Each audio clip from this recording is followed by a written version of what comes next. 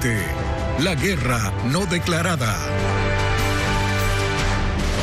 El primer ministro de Israel, Benjamín Netanyahu, enfrenta presiones internas y externas por la intensidad de la respuesta bélica en la Franja de Gaza luego del ataque terrorista de Hamas el 7 de octubre de 2023.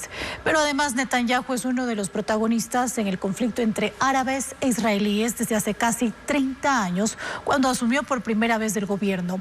Hoy en el último reporte de esta serie revisamos su trayectoria política y militar en medio de la extensión del conflicto en Medio Oriente. Benjamín Netanyahu es el político israelí que por más tiempo ha ocupado el cargo máximo de la política de ese país. Casi 18 años en varios periodos, no todos consecutivos, desde que ganó su primera elección en 1996. Tenía 46 años y se convirtió en el primer ministro más joven. Su vida política estuvo precedida por varios años de vida militar, desde que a los 18 años se unió a las fuerzas de defensa durante la Guerra de los 6 Días en 1967, que enfrentó a Israel contra una coalición formada por Egipto, Siria, Jordania e Irak. Luego Netanyahu fue jefe de fuerzas especiales y luchó en el frente de batalla en la Guerra de Yom Kippur en 1973, otro episodio en la larga historia de conflictos de Israel con el mundo árabe.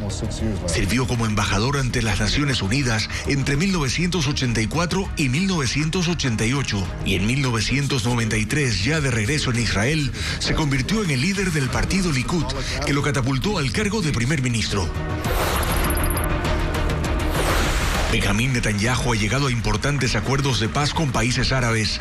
En 2020, los llamados Acuerdos de Abraham consolidaron la relación con Emiratos Árabes Unidos, Bahrein, Sudán y Marruecos, y meses más tarde con Arabia Saudita. Pero las diferencias con el pueblo palestino son hasta ahora irreconciliables.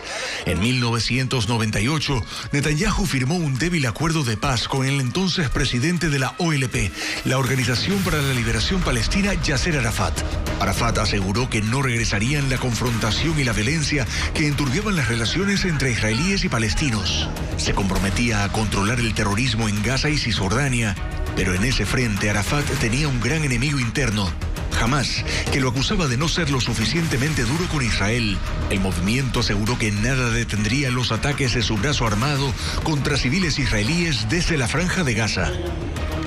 Tras la muerte de Arafat en 2004, la OLP pasó a ser dirigida por Mahmoud Abbas, a quien el movimiento Hamas arrebató el poder en Gaza en las elecciones de 2006.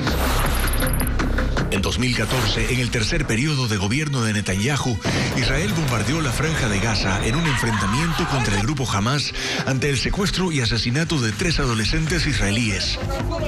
Una guerra de 49 días que dejó 2.300 muertos en el lado palestino y que cesó con un alto al fuego indefinido hasta 2021, cuando la expulsión de palestinos por vía judicial de un barrio en Cisjordania encendió un nuevo conflicto durante 15 días.